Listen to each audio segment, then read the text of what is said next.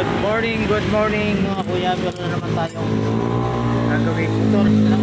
Papalit tayo ng disc brake. Ito. Disc at saka yung kanyang brake pad. Inmax to Inmax sa likod. Ito. Palitan natin. So ang problema, hindi natin mabunot ito. Matigas. Nasira yung kanyang bearing dito. Ayan o. Sira na o. Bearing nya. Tanggal ko. Lakas yung bearing nya. Ayan yung mga bulitas niya.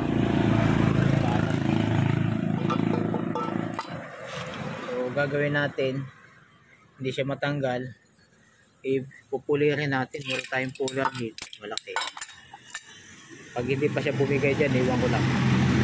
Tatanggalin muna natin yung disc brake nya, itong tatlong tornilyo na to, para masaksakan natin dito ng puller sa likod. Ito, tatlo na yan. Ayan. Ayun. Dito natin pakakapitin yung puller para mapatak. Tara guys, samahan nyo ako sa